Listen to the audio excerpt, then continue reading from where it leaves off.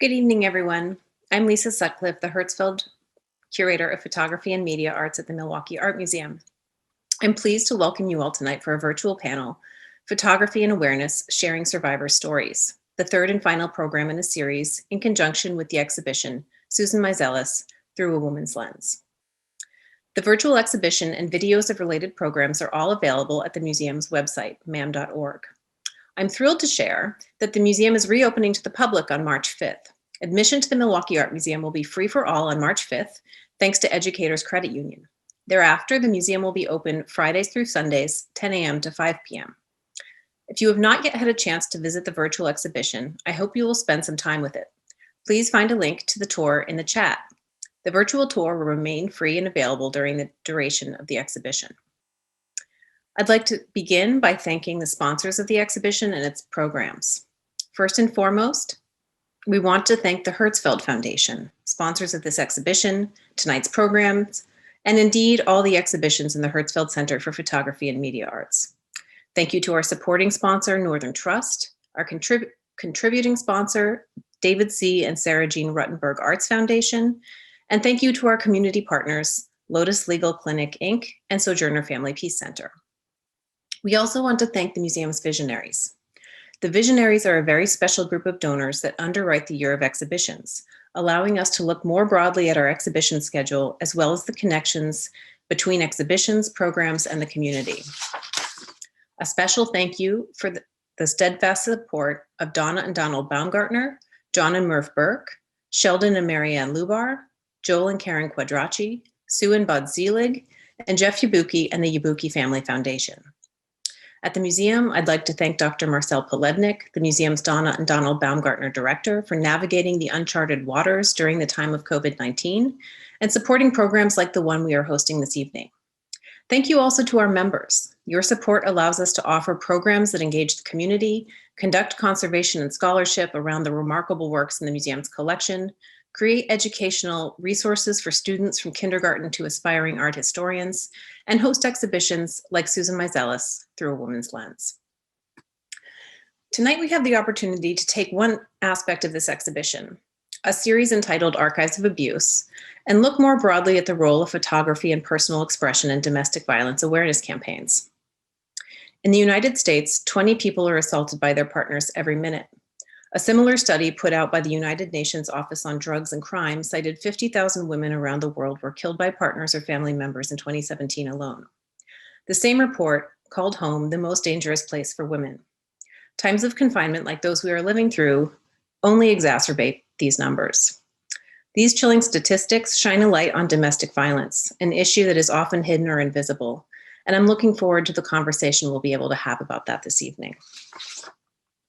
In 1990, Susan Meiselas was one of 6 artists commissioned by the Liz Claiborne Corporation to make a public art project around domestic violence in San Francisco. Women's Work, as it was called, was a community-based arts program designed to draw attention to issues of concern to women and their families, and featured powerful images on bus shelters and billboards across San Francisco and Oakland by Diane Taney, Barbara Kruger, Susan Meiselas, Carrie Mae Weems, and John Wynette and Margaret Crane. We will begin tonight's conversation discussing this project, which was the nation's first domestic violence public awareness campaign, and conclude with the Until She Can campaign launched in Milwaukee in 2020. And now it's my honor to introduce our distinguished speakers. And for the sake of time, extended biographies of each speaker will be placed in the chat. We will be joined tonight by Esta Solar, an American activist who founded the social justice organization Futures Without Violence and serves as president of Futures. Susan Briel, a judge in the Superior Court of the City and County of San Francisco, who also served as Susan Meiselas's collaborative partner in the District Attorney's Office in 1990. And you can hear more from Judge Briel in the exhibition's virtual tour. Photographer Susan Meiselas, a MacArthur Fellow who has spent nearly 5 decades documenting human stories. And the second half of our program, you'll hear from our community partners, Rachel Bruns, the Voices Specialist at Sojourner Family Peace Center, who will be speaking with Natalie Hayden and Jennifer Mostyn, members of the Voices group who participated in the Until She Can campaign, and Erica Petty, Executive Director and Lead Attorney at Lotus Legal Inc., where she has worked with survivors of sexual violence and human trafficking since 2016. And now I'm delighted to invite Esta Soler, Judge Briel, and Susan Meiselas to join me.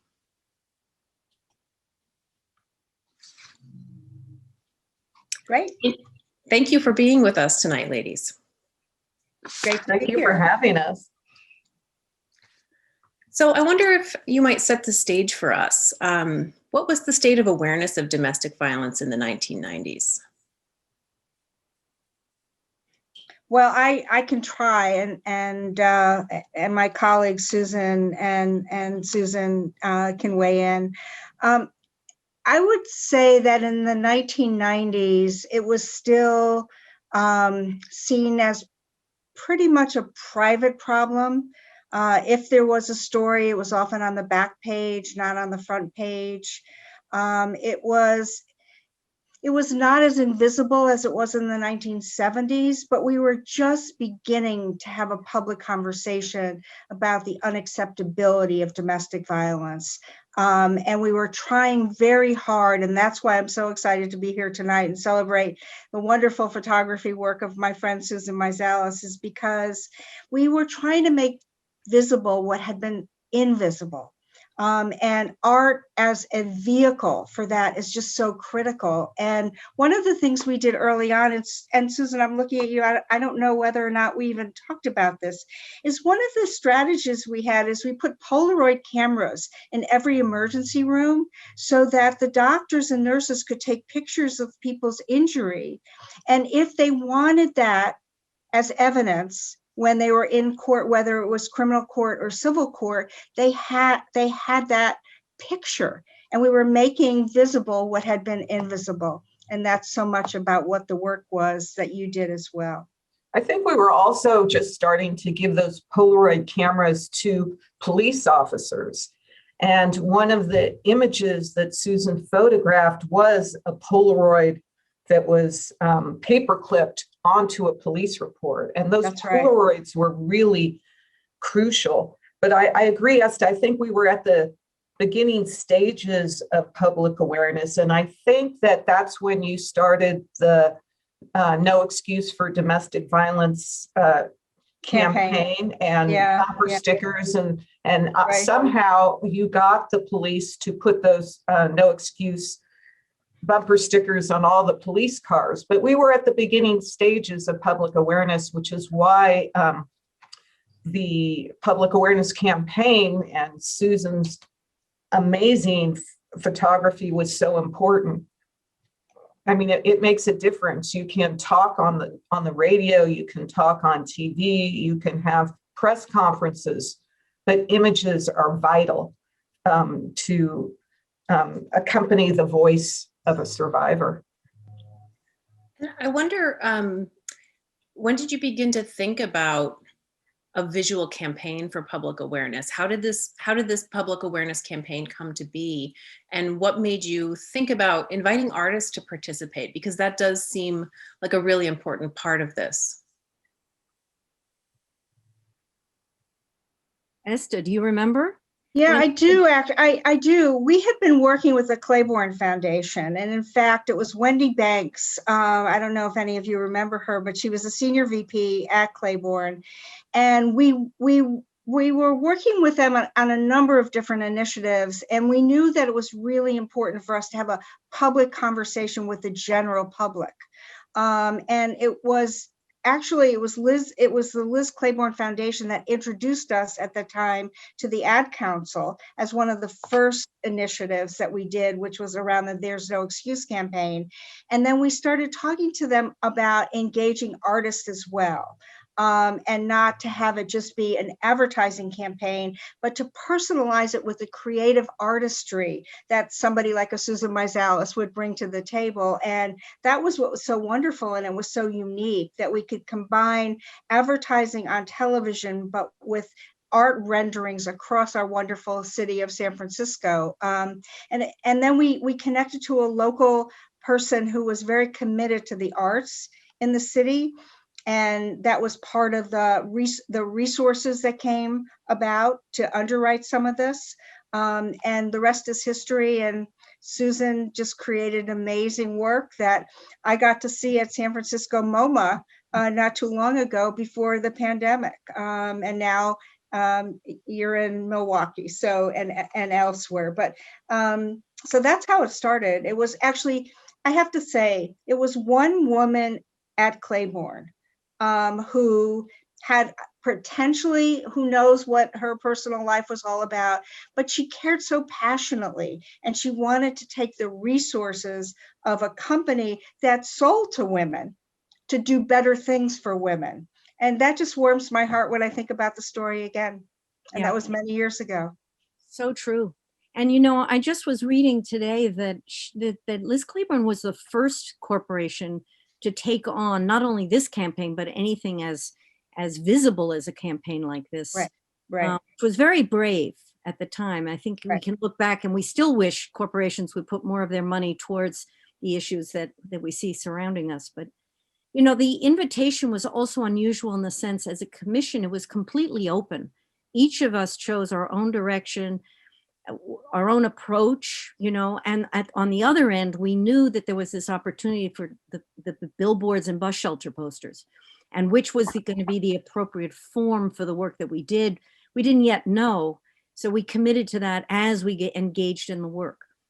And so for me, actually looking back, Esta, I remember the early conversations we had because I was trying to figure out, where do I visualize what's happening? Right.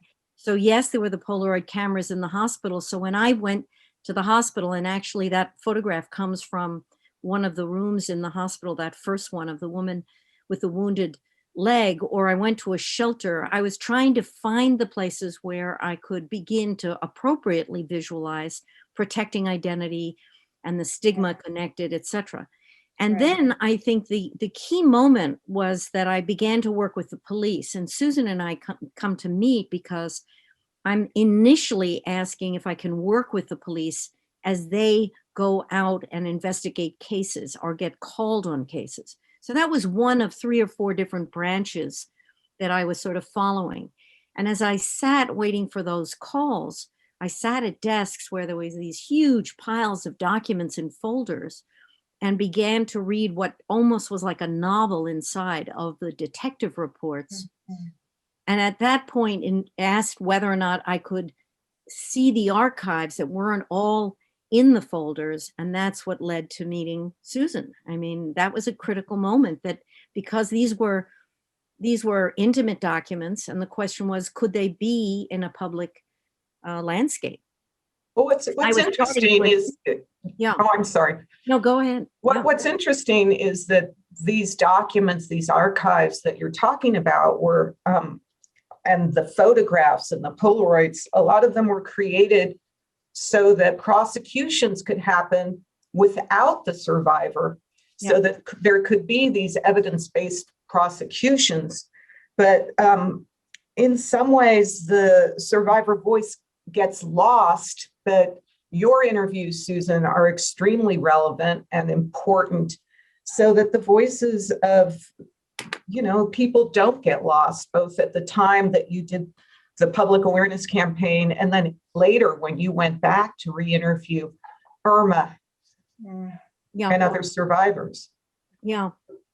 Well, I think that, but that first decision for me as a photographer, obviously, this is the slide that shows that shift from my making photographs to then thinking what photographs have been made, and they are the evidence. And the other kind of voice is the detective who's hearing the neighbors or the boyfriends or whomever it might have been to collect their perspectives. And those perspectives, which are the highlighted sections, you know, the black is protecting the identities, was what I found so compelling, the way neighbors were bystanders. They knew there were problems, but they didn't know how to intervene.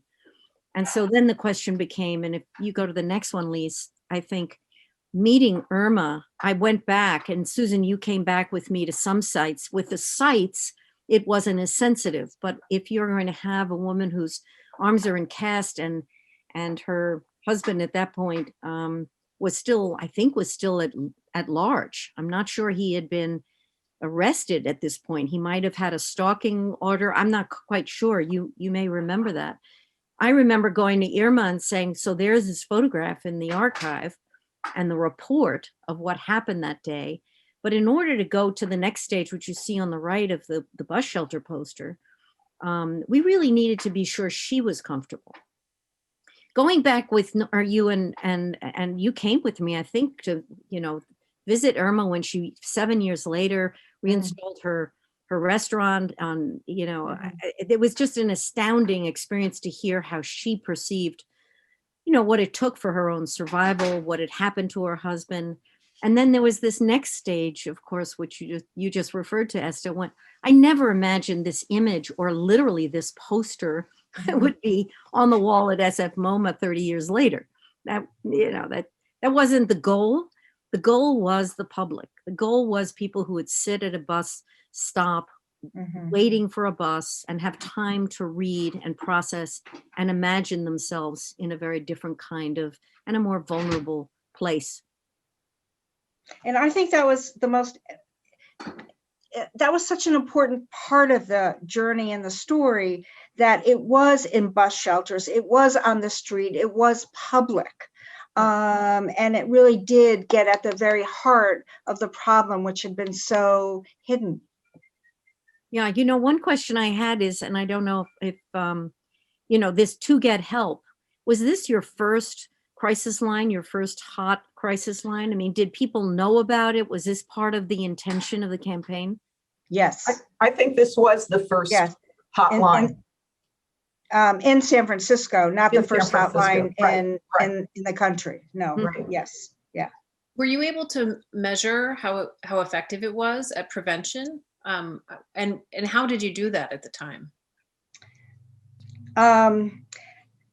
We didn't do it locally, because we just didn't have the data to actually, take a look at it. But what we did do when we created the national legislation, we made sure that we put into the national legislation a number of different funding sources and data collection processes to see whether any of what we were doing was working. And what we do now know from the national data sets, and they're not perfect, but it's a really important question, Lisa, because since the 90s compared to where we were in 2018, 2019, there has been a significant decrease for adult women around the issue of domestic violence, according to certain data sets.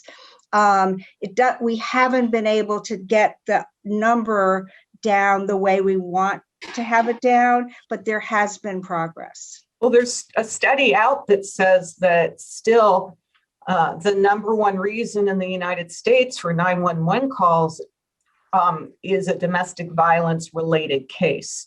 And that leads me to think that we need more public awareness campaigns. We need to educate people generation after generation. And when you ask if this campaign in the 90s, if we have statistics about prevention is a very tricky thing. It's a very vague question, or how we're defining prevention. I think the campaign probably created a lot more criminal justice cases. And there was a lot of emphasis in the 1990s on mandatory arrests by the police officers, having the police officers do their job, not just have a perpetrator walk around the block and walk off his or her anger, although at the time, it was perceived as a male offense. There was at the time no drop prosecution policies, hard no drop policies, charges, a lot more charges of domestic violence cases, and a lot more emphasis on the criminal justice system. And I think funding increased for the criminal justice system. And when I say system, I mean prosecution, police, probation. Susan, I remember you're telling me quite some time ago that even around in those in-between years that the training, you were involved in a lot of direct training of police. Yes. And I mean, I wonder, because I remember the investigative unit that I was working with for whatever amount of time. I mean, they were learning on the beat. There was no training. They were just trying to respond and figure out how to deal with these situations. And so it looked like to me that in the next years, that became a big focus, how to prepare people for those situations. Yes, there was, at first there was no formal training of police officers. And I think ESTA, the unit you were working in at the time, did a lot of that training of police. But again, the funding, even the Violence Against Women Act really gave a lot of funding to police, to prosecutors, to the criminal justice system. And that was the focus at the time of the public awareness campaign. So Susan, you bring up the Violence Against Women Act, and I think that's interesting in the context of this, which was 1990, and that act was 1994. Do you Correct. think public awareness, I mean, because there's also a lot going on in the 1990s. Donna Ferrato published Living with the Enemy in 1991, which examined violence against families and led to the foundation of the Domestic Abuse Awareness Project. So I think there was a lot happening in this moment. And can you talk a little bit about how awareness campaigns or photography might play a role in sort of beyond awareness, in legislation? I think it plays a big role. I'm a wonderful embracer and an endorser of social norm campaigns and having partnerships with artists, photographers, telling the story both in terms of literature as well as movies. The other piece that was going on, Lisa, during that time was the arrest of Oj Simpson. And that was literally the time that we tracked where the story went from the back page to the front page and was 24/7 news. And it was the same time when we were working with now President Biden on the first iteration of the Violence Against Women Act.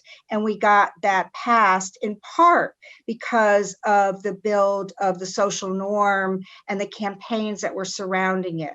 And it was because legislation takes multiple years. We had been working on it for 4 or 5 years, and then all of this stuff crescendoed into the actual passage of the Violence Against Women Act, which at the time was both direct service resources to communities to support the wonderful programs that are on this program tonight, as well as doing some of the training around the law enforcement and the judiciary. So, and it's grown over the years from what it was in 1994.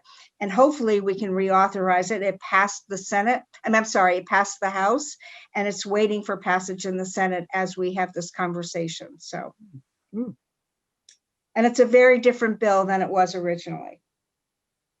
What else changed, Esta? What else is changing? What's the emphasis now? I'm just curious. The emphasis is on the question that Lisa put in front of us, which is it's one thing to respond to the incident and the harm. It's another thing to struggle with and embrace preventing harm from happening in the first place.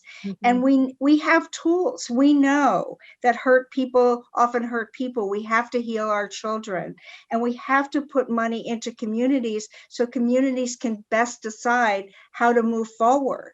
And there's a collective wisdom, lived experience to really not only interpret, but to make sure that we meet people where they're at with the diversity of our community. A lot more money into communities of color, which is absolutely critical. That's what needs to happen in the new Violence Against Women Act, and a lot more prevention programs. And I will also say, I think a lot more programs that work on economic security and ending child poverty.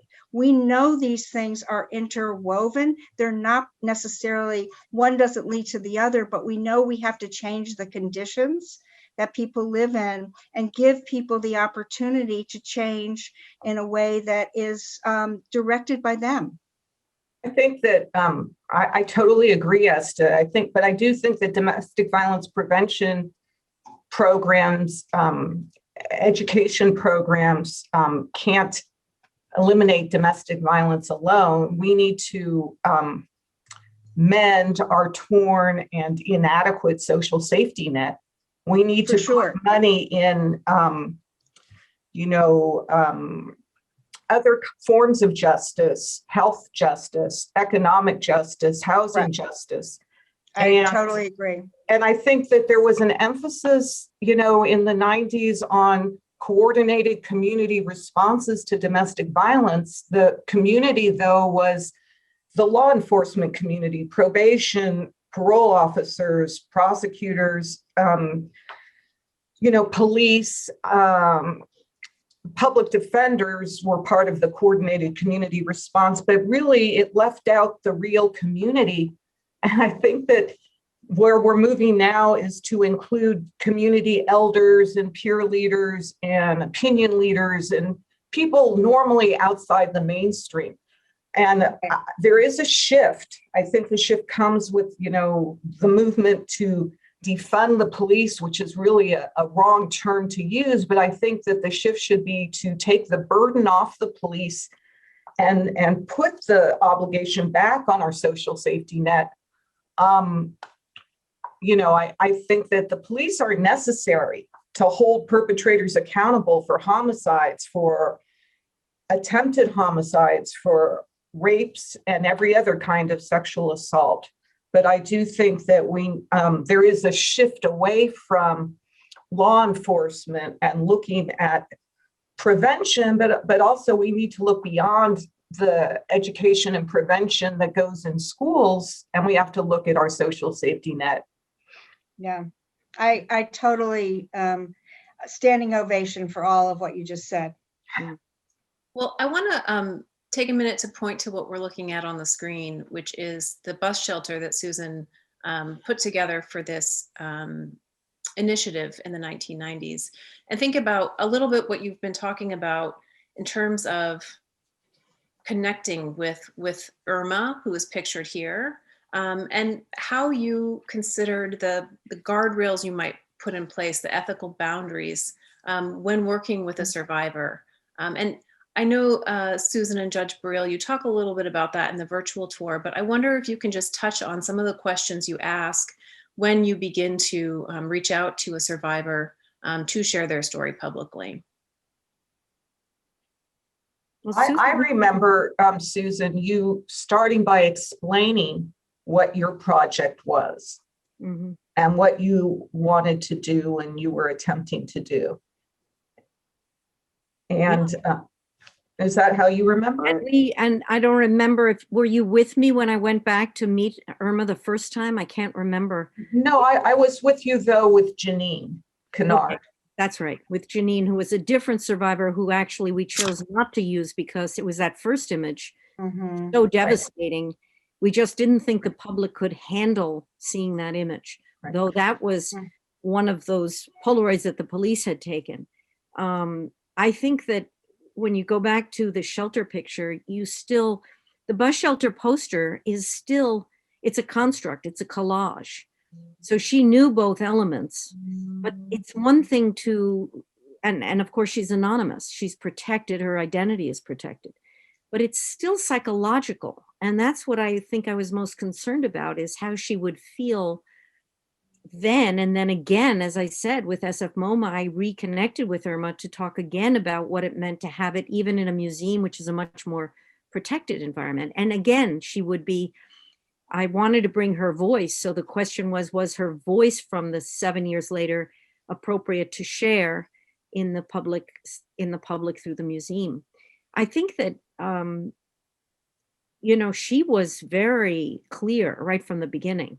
Yeah, she was. There was no doubt for her. And I guess she felt adequately protected by the way I presented it to her. And well, these were also women who had advocacy, and they had, at least for me with Janine, we'd gone over bit by bit, detail by detail, what had happened. And she, I remember her taking the pen and saying, give me this release. I want everyone to see what happened to me. I want to sign this. I mean, she was extremely strong about it. Absolutely. Tell everyone, show everyone. But there, But both these women had the support of then the Family Violence Project advocates, the support of the attorneys who were working with them. And so it wasn't going in cold to have them tell their story for the first time.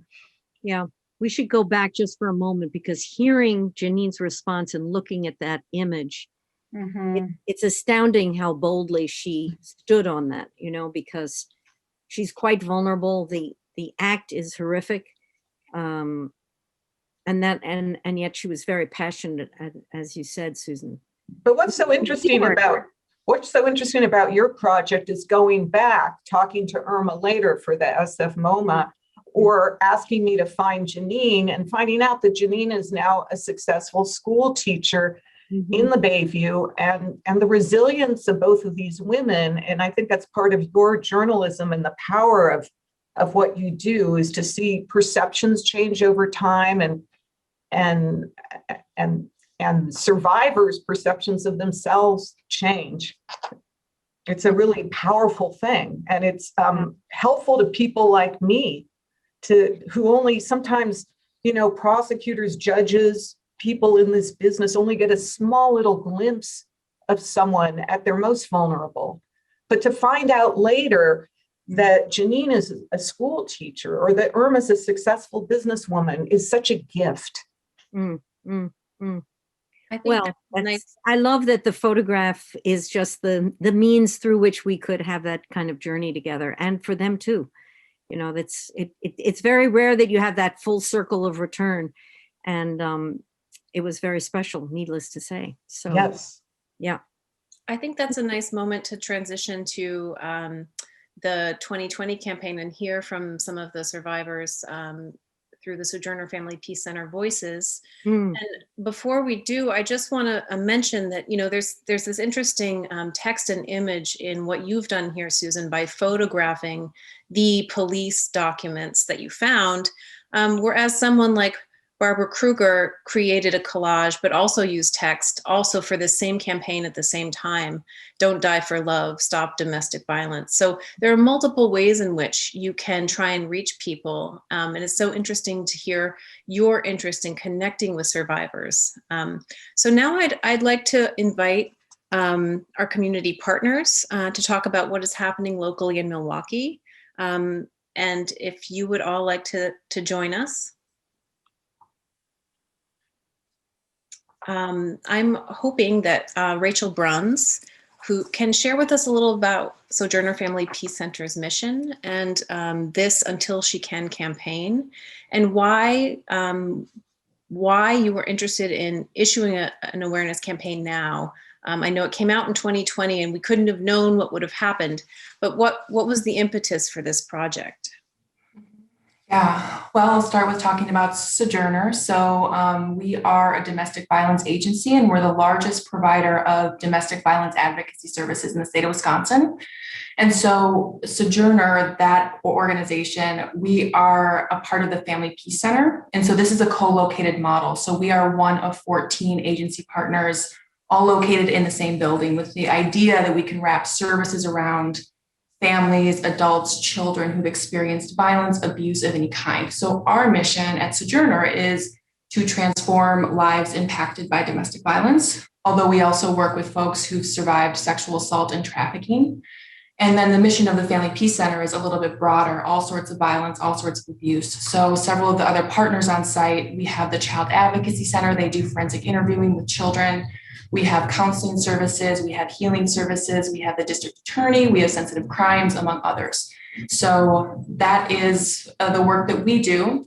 And so my role at the Family Peace Center, I am the voices specialist. So I work with a network of survivors who are in a place in their healing journey where they are ready and excited to share their stories, give back, be a part of the movement, work on their own projects. So this was one particular project that many of our Voices members have been a part of. And the project involved, as you can see, photographing survivors in these anonymous silhouettes and then overlaying text that has like a snippet of their story.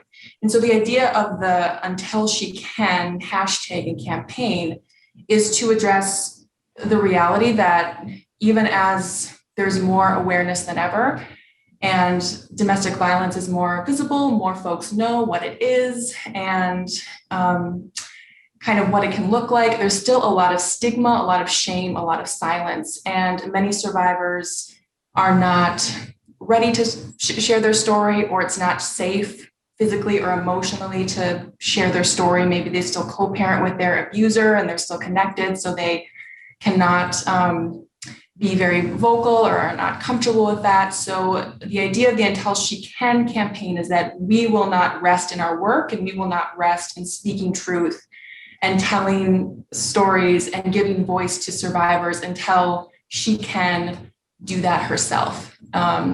One thing I'll mention is that right now the campaign is Until She Can, but we're looking to expand that to Until He Can, because even though domestic violence is a gendered crime that disproportionately affects women, it also affects men. And it's important to raise awareness around that, because oftentimes male survivors are facing stigma and shame of a different kind, and then expanding it further to Until They Can, to address children and also non-binary folks. So as you can see, these are some of the images, the photos with the snippets of people's story.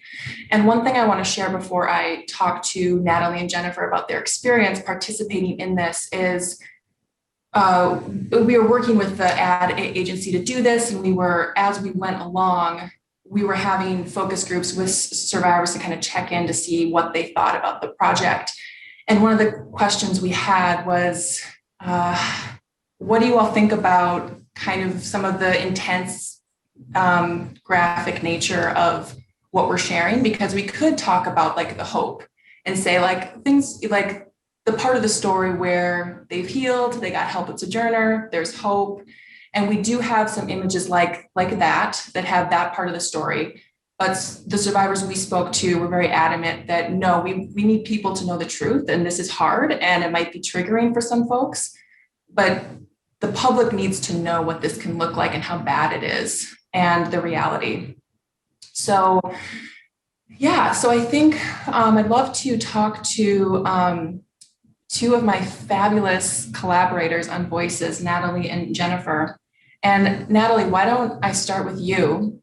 And would love to hear you talk about what it meant to you to participate in the Until She Can campaign, and then more generally, why does telling your story, having your story out there matter to you? Thank you so much, Rachel. Participating in this campaign Until She Can, it meant the world to me, because I felt until I could have a voice, there was someone prior to a campaign such as this was providing some type of support and awareness, and also providing me an opportunity, a space held for me. And so this campaign not only meant that it would allow me to continue to walk in the courage. And courage is not always easy. Actually, it's quite fearful. But I believe it was Esther who stated the perception of self has been evolved. And when I see these very campaign ads, it is very triggering for me, but it's so necessary for me to continue to walk in that courage. So it means the world that another person can know that although I have evolved, there are still moments that I'm reminded of this point in my life, or this self that allowed such trauma. Thank you. And Natalie, because I know you've shared your story many times and you do that beautifully and courageously. Do you think you continue to do that, whether it's something like this or using art and there's a snippet of your story, or you getting up on stage, which I know you do so well? Why does that matter to you? Why is that worth your time? I believe it has become a passion of mine simply because there are so many ways that we can tell a story, and thankfully, art is definitely one way that can provide a lens to many that may not that may not have walked down a path or maybe have the language or even a lens to understand. But when you have art or when you have a campaign such as this, like you stated, the invisible to the visible, this is very clear. So, I mean, like when we talk about the art or music or other instances where we can share a message, I find myself always screaming and looking for an opportunity to bring diversity to a message that is just so necessary for the world to know. We have so many different ways that we learn and take in information. We have so many different ways that we were raised, brought up, and that message has to be just as diverse as the woman that I am or the woman that you are. So I'm just thankful that we're finally catching up to sharing and bringing awareness, prevention, and education to domestic violence. Beautiful, thank you. Jennifer, I want to ask you the same question, but before I do, one thing I forgot to mention is just the way these images are being used. So they are on billboards, they are, like your work, Susan, on the bus shelters. And then, today we have the benefit of social media as well. And when those appear in those spaces, there's also text below the image that talks about how folks can get help and has our hotline number. So that message of hope and connection is attached to these as well. So Jennifer, I want to ask you the same question around, what did it mean to you to participate in this project, in this campaign? And then again, more generally, what it means to you to share your story, why that's something that matters to you as a survivor. Thank you so much, Rachel, and thanks for having me here tonight to share my story and to help grant awareness.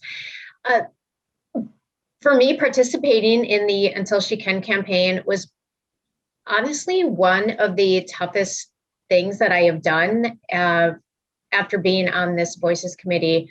We've done a lot of speaking engagements, and it doesn't get easier to tell my story. It is hard. Every time you get up and you tell your story, you're reliving those moments. And maybe it'll get easier someday. And in some ways it does. But this was so impactful to me because the words that are put out there, the emotional and the verbal abuse is sometimes worse than the physical abuse.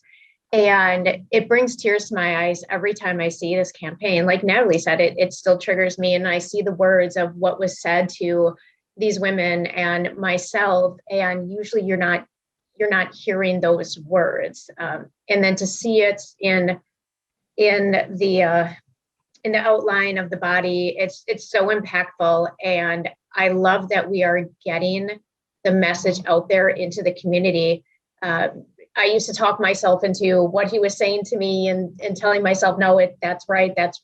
But I'm hoping by people seeing this in the public and it making them stop and think, this isn't okay. This is abuse, and it's not okay. And I really need to get help. Telling my story and going through this program has really helped me on my journey to heal. It helps me know that my story will continue and that it won't get buried, and I'm going to keep it in the front and really just not let him get away with it. And I think sharing our stories are so impactful as well, because the reason that I do this, like I said, it is hard, but something good had to come out of my experience. I could not just walk away and just go on with my life.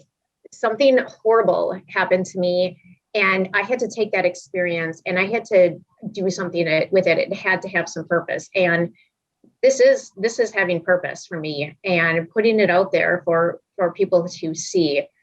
Someone had given me the advice when I was in my situation about documenting all of the abuse and taking pictures of broken bones and bruises and all that.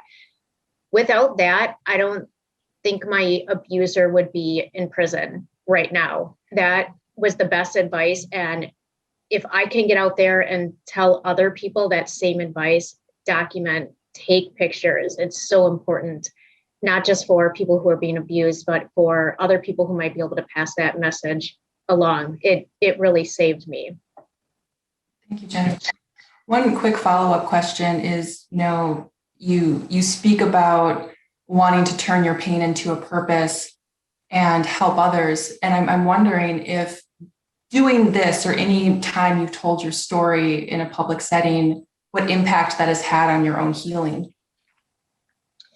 It's kind of twofold. On one hand, it's good to tell my story, and it's good to know that I've come out on the other side of it, and that hopefully I'm helping other women see that even though you're in this situation, this is where I was, this is where I am now, and that makes it's all worthwhile. Like I said, it's hard to, but like some of those images, my gosh, you were showing on the screen, those are awful to see, but people have to see that. So thank you for all you're doing. I would say, as for me, every time that I have the opportunity to speak, I'm really overwhelmed with gratitude, because I do remember moments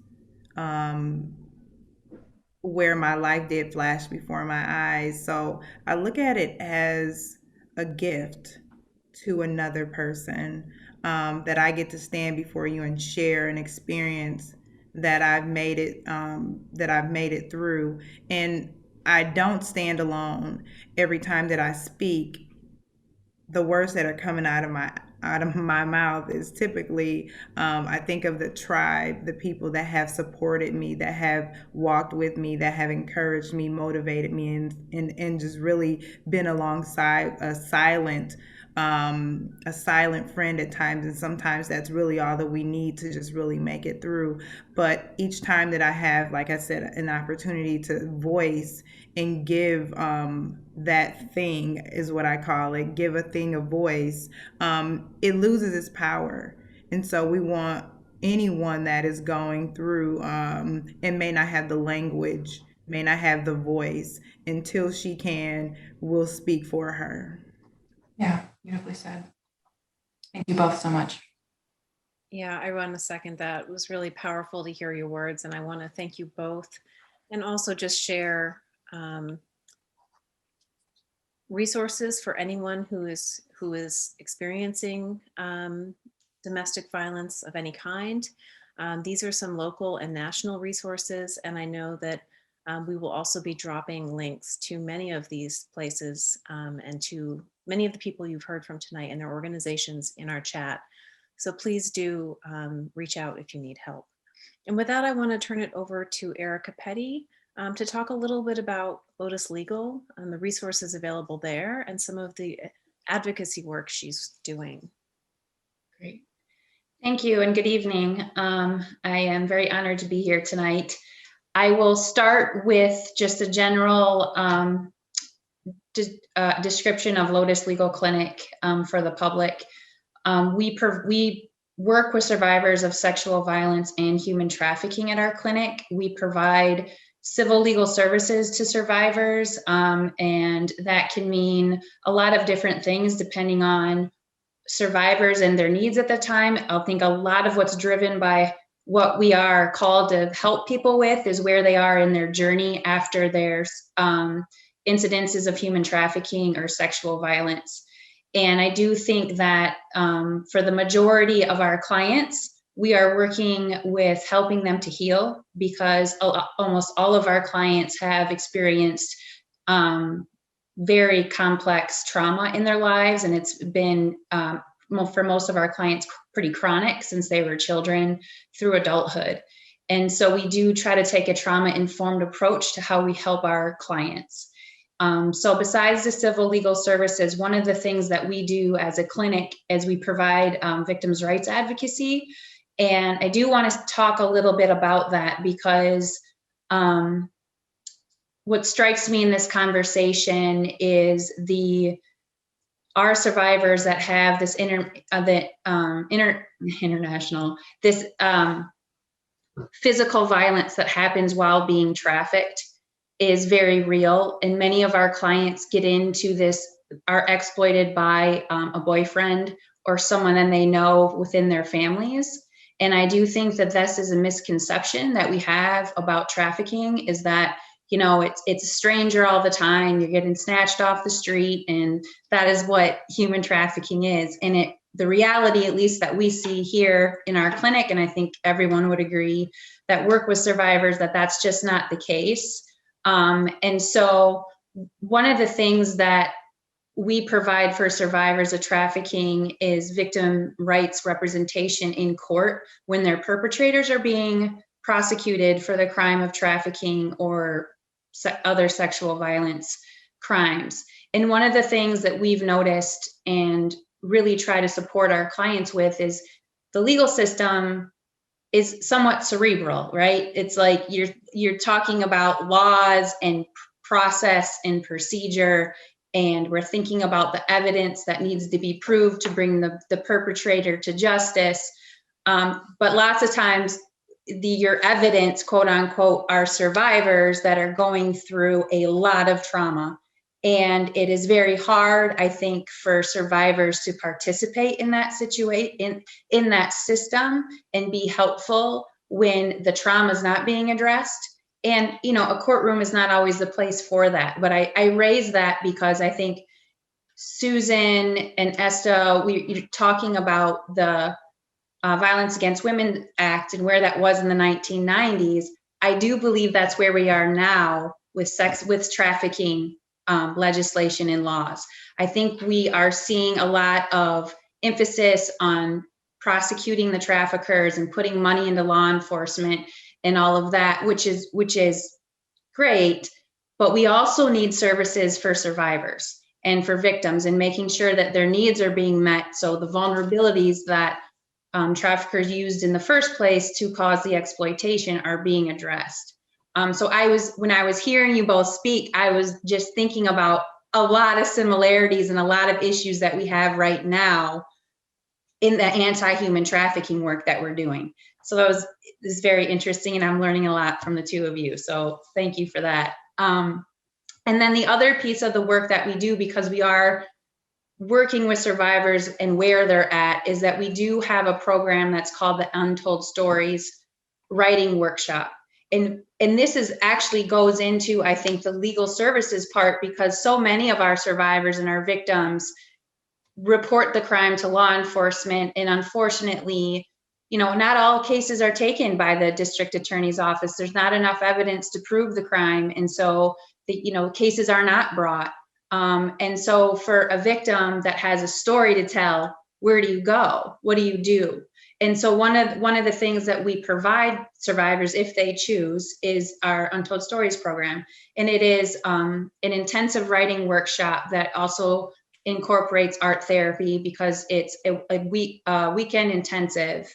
And there's always a therapist on site too, to help people that are, get triggered by something during this experience, but they come out of it with a voice, with something a product that they have written, what they feel very proud of, and then are given roadmaps as to what you can do with that. How do you feel? What's most going to make you feel empowered with this, with what you've been through? And for some of the survivors, they then elect to basically offer their work to art students at a local art college here in Milwaukee. And those art students then interpret their work, and they work together on that piece.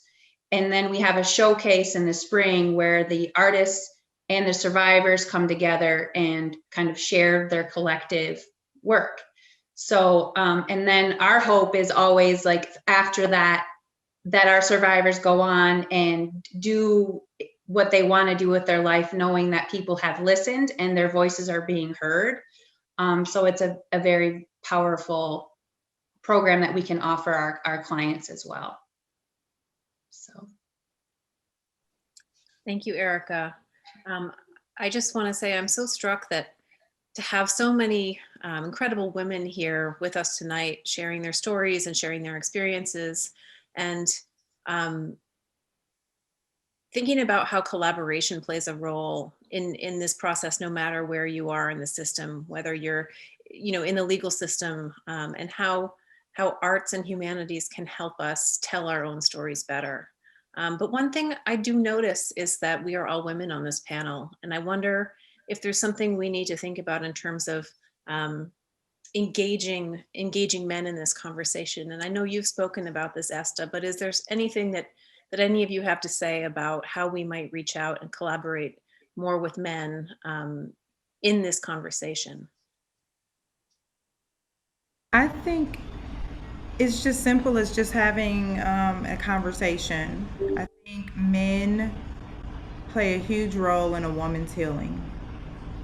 I know that men are open, I think, more than ever to having uncomfortable conversations. And I think just providing a safe space for them, just like how we have had opportunities to be in spaces held for us, they need it just as much. So I just think inviting them to the table and just maybe just starting with some of the same questions that we've been asked. It's simple as the ACEs,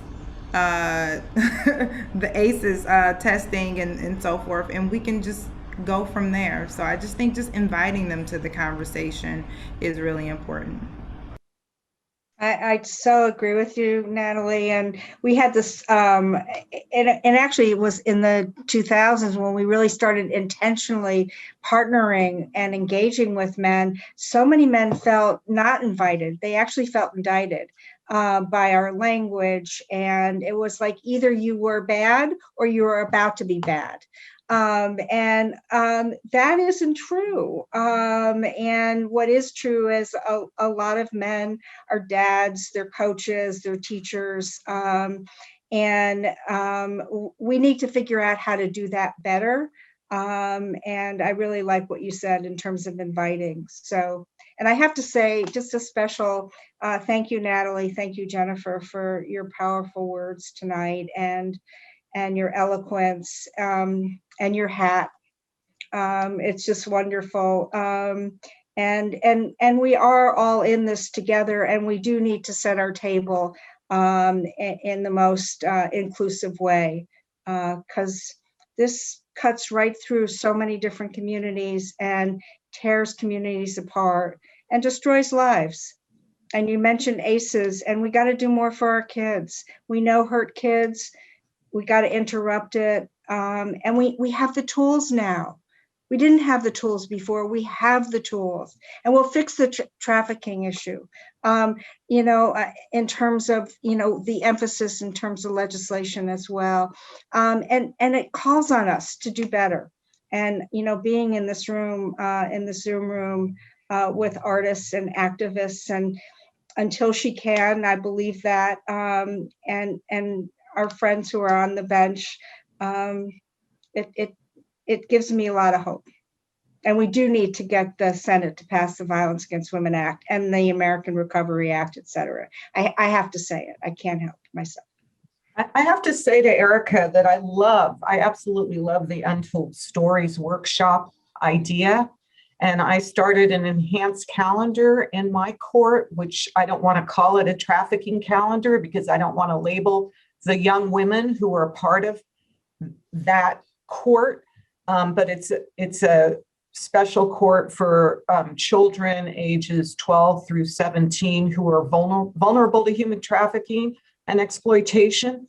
And I would love to collaborate and have their untold stories written down, because that is a very powerful thing. Mm-hmm. And also, I agree with Natalie that we do need to invite men to the table, transgendered persons to the table. There was a very powerful program in the 90s in the U.S. Virgin Islands, and it was called the Responsible Fatherhood Program. And it invited men to talk about why they were a responsible father on the radio, why they were a responsible partner. on the radio, and it was powerful. We can learn from these projects, whether it's Untold Stories or the Virgin Islands Project, and we can collaborate with each other in really amazing ways. And we can have more, photojournalism, more projects by Susan. We need more projects by Susan Meiselas because we need to educate a whole generation more of people in the United States and the world. One of the things I'll just add is that as an agency, we found it really important to be, like Esther said, really inclusive in language, because it's easy to default to women instead of survivors, or not name specifically, and keep naming that people of all backgrounds and all genders can experience this, and just be really clear that our support groups, our shelter, are open to men.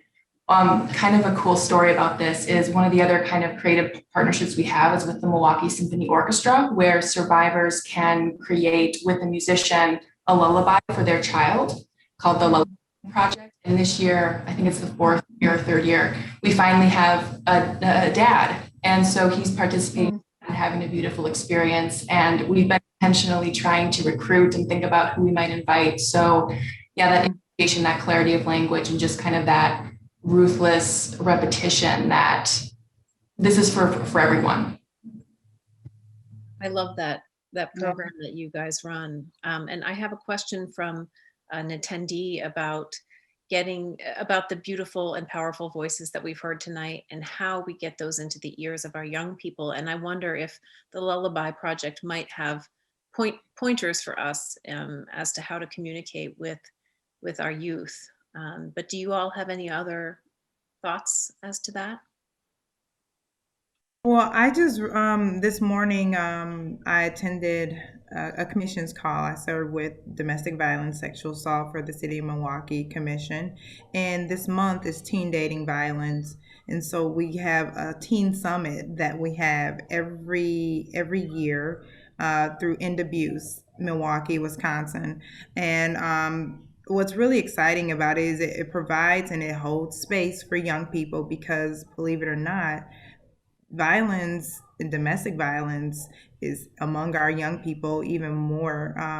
It's just increased over the years. So there has to be awareness and education around it. I just think it's really necessary in order to get a curve or get ahead of the curve of prevention. You got to start young and start having these conversations about healthy relationships and what does that look like, because the foundation of a relationship is usually within the household. And if it's not healthy, chances are there will be a repetition, or there's learned behavior that will just continue to be a cycle. So having these conversations with our young people is really important. And so we have some wonderful things going on with that here in the City of Milwaukee for End Abuse. And I would No, go ahead. I was going to say that I would tag team on what Natalie just said. It's going into the schools, even as young as middle school, definitely high school, but starting in middle school, and talking to the kids about healthy relationships. What is healthy? What is not healthy? What is okay to say to a girl or a boy? What is not okay? How you treat someone, not just the opposite sex, but how you treat people in general. Kind of goes back to that ACEs, where if somebody's being a bully, what's going to happen to them when they're a father someday? Not saying that always happens, but there's a lot of things that you can see in kids, and it has to stop at that young age. And like Natalie said, maybe something's happening in their home and they think it's okay because this is what dad does to mom or mom does to dad. And just helping them to realize that it's not okay and they need to get help as well. I totally concur, Jennifer. And I think we need to do so much more with our schools as a primary partner in this work. Susan Briel knows this. I'm an optimist. I've always been an optimist. My dad joined one club in his life. It was the Optimist Club. And I really do believe that if we take some of the resources that we have in community and put it into our schools and our community-based programs and reach a lot more young people, We know we just miss every opportunity when we don't do that.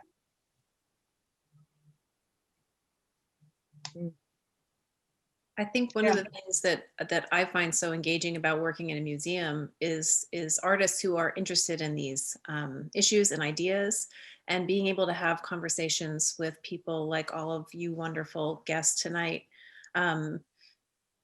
help us to educate through the museum, but that's really not the only way to reach people. And so I'm hopeful that these community bonds we're building tonight are the kinds of bonds we can build moving forward. And just talking more about these issues seems like something that needs to happen.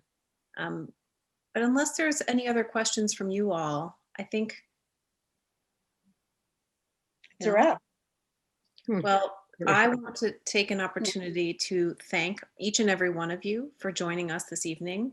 And Susan Meiselas for giving us the opportunity to have this conversation, our community partners for being so generous and spending time with us tonight, and particularly to Natalie and Jennifer for sharing such vulnerable stories. I mean, I think we all wish we could be there with you to hold your hand while you're talking to us, and it's very appreciated.